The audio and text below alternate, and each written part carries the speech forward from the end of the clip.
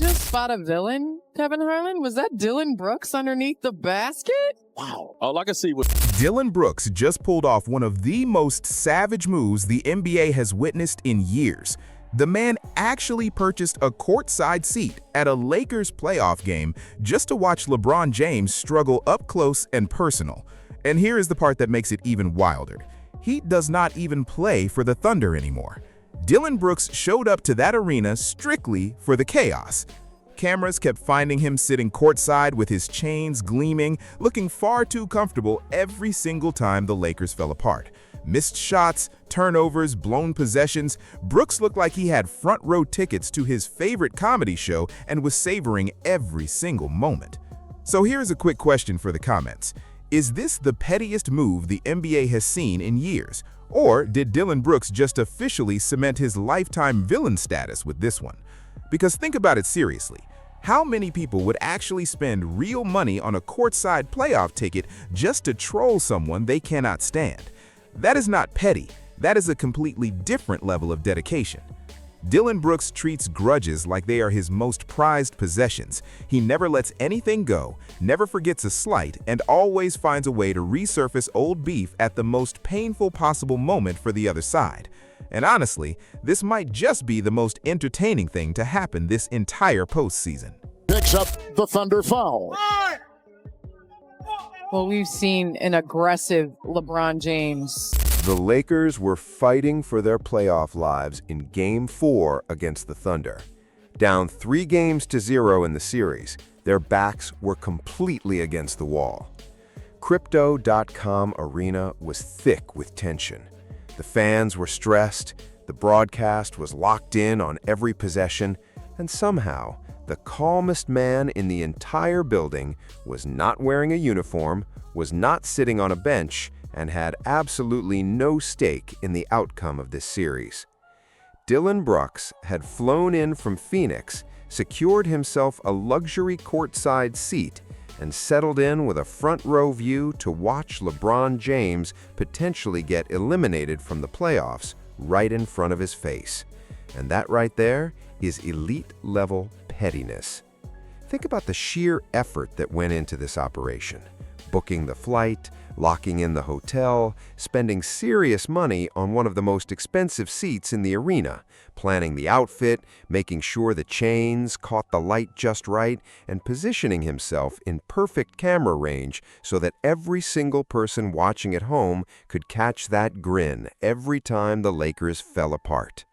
This was not some casual celebrity appearance. This was a fully organized trolling mission executed with precision.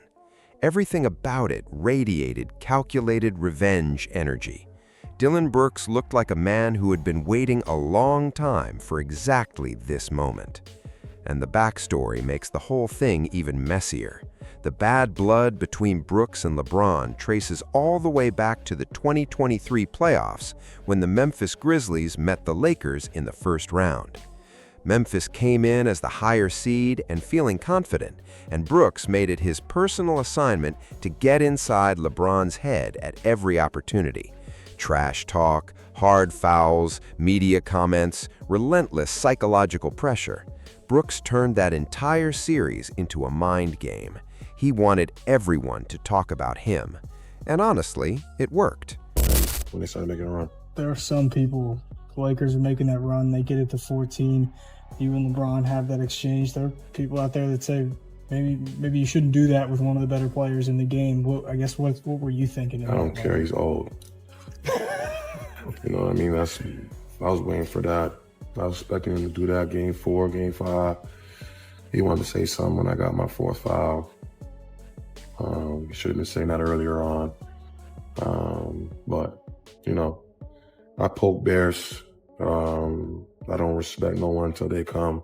At one point during that 2023 series, Brooks dropped a quote that NBA fans still bring up whenever these two names get mentioned in the same sentence.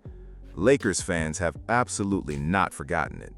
That entire playoff run created genuine bad blood between them, and every interaction since then has carried a personal edge to it. So when cameras caught Dillon Brooks sitting courtside smiling while the Lakers were falling apart, nobody in the basketball world thought it was accidental. This felt like years of built-up tension finally expressing itself in one loud, petty, perfectly timed statement right in front of every camera in the building. It all started back when Brooks told reporters that LeBron James was old. He said he did not care about the reputation, did not care about the spotlight, and was essentially inviting LeBron to come at him because, in his own words, he pokes bears. Then he dropped the line that sent the entire basketball world into a frenzy.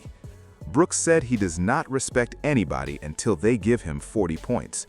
At the time, Brooks was still widely considered a role player rather than a star. Most players in the league would never speak about LeBron James that way in a public setting. Brooks said it casually, smiled as it cost him nothing, and walked away while NBA media erupted across every platform imaginable. The Lakers ended up winning that series in 6 games, and afterward, LeBron fired back on Instagram with the line that everybody still remembers: "If you ever see me fighting a grizzly bear, help the bear." That post was supposed to close the chapter completely. Lakers fans celebrated. Most people assumed Brooks had been embarrassed, humbled, and sent home with a lesson he would not forget. Except, Dillon Brooks clearly did not see it that way at all. Instead of backing down or moving on like most players would, he quietly stored the loss away and kept the rivalry burning inside his own head. He was building a personal scoreboard that nobody else could even see. Then, last December, he poured more fuel into the situation during a media session, taking another direct shot at LeBron and saying that LeBron likes people who bow down and that he does not bow down.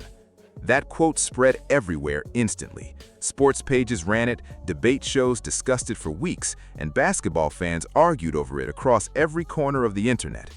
Brooks understands better than almost anyone in the league right now how to turn a single quote into a viral moment. Whether people love him or despise him, he knows exactly how to generate headlines and keep himself in the conversation. Then came the postseason chaos that brought everything full circle. The Phoenix Suns had a rough playoff run and got eliminated by the Thunder in the first round. Brooks had no more games to play. His season was finished.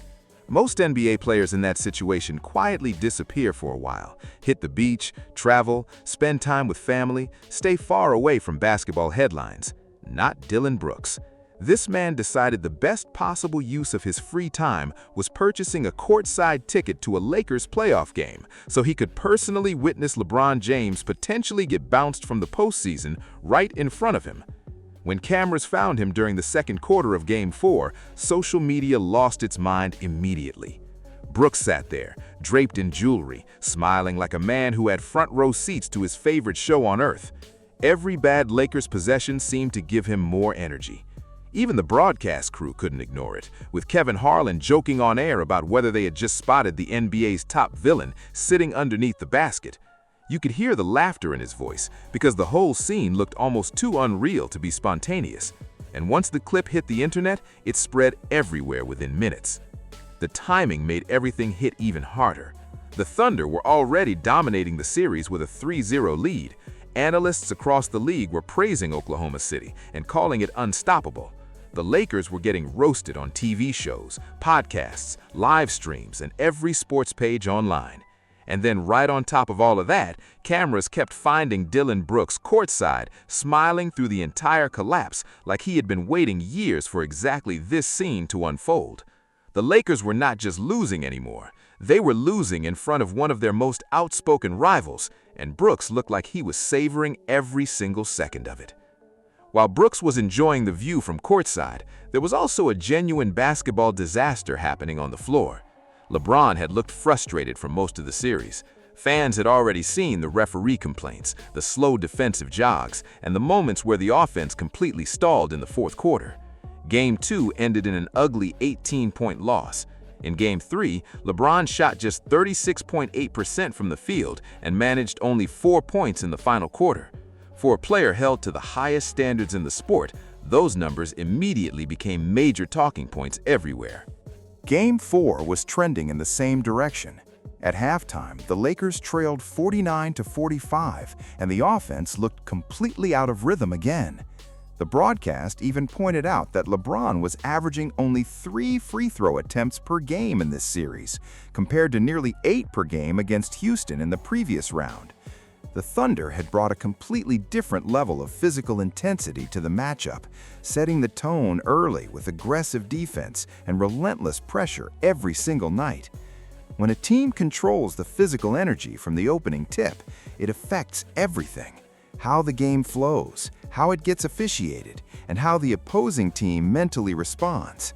The Lakers looked frustrated trying to adjust, and in many moments appeared more focused on seeking calls from referees than matching the intensity happening right in front of them. Against a team like Oklahoma City in a playoff series this physical, that approach simply does not work. Meanwhile, the cameras kept cutting back to Dillon Brooks sitting courtside with that grin, looking like somebody who already knew the ending before the game even started. Online reactions got ruthless fast. Fans joked that arena security should have moved him somewhere less visible. Others laughed about the Lakers supposedly offering him money just to leave the building. The reality was that Brooks had bought a legal ticket and was sitting in his assigned seat. The organization could not ban him, relocate him, or tell him to stop reacting. The chain stayed on, the smile stayed on, and every camera shot made the whole situation more viral by the minute. Here is what makes the Brooks situation genuinely complicated for Lakers fans, though. Back in 2023, he got crushed publicly for saying LeBron was old and past his prime. The basketball world treated him like he had crossed a serious line. Now, 3 years later, those same conversations are happening openly everywhere. Sports shows debate daily, podcasts bring it up constantly. Former players and analysts question whether LeBron can still physically dominate against younger, faster, more aggressive playoff teams. Brooks got mocked for saying it out loud first, and now he gets to sit courtside watching the storyline he predicted become one of the biggest topics in basketball. That has to feel like a certain kind of vindication. What also shifted is the dynamic between the two players themselves. Earlier in the rivalry, LeBron responded directly and personally. He posted the Grizzly Bear caption, fired back through social media, and treated the whole feud as personal motivation. Now things feel different. Brooks no longer looks like just a loud underdog chasing attention from a superstar. He looks more like someone watching the basketball world slowly catch up to a take he had years ago. And the wildest part is that Brooks barely even needs to speak anymore. Before, he needed press conferences and interviews to generate controversy. Now, the cameras do all the work. One courtside shot of him smiling during a Lakers collapse tells the entire story without him saying a single word. By the end of the night, Brooks had not played a minute, had not given a single interview, and had not posted anything online. One courtside appearance was enough to set the entire basketball world on fire. Fans kept zooming in on every reaction he made. Every Lakers mistake had people checking the broadcast just to catch Brooks laughing again. He had somehow become part of the storyline itself, rather than just a spectator in the crowd. That is the kind of chaos only Brooks can manufacture. One seat, one camera shot, and suddenly the entire NBA world is debating pettiness, rivalries, and whether he just pulled off the coldest troll move of the postseason. And the most remarkable part of all, this rivalry still feels nowhere close to finished. Every time these two names get connected, the internet goes crazy all over again. Love him or hate him, Dillon Brooks knows exactly how to keep himself relevant.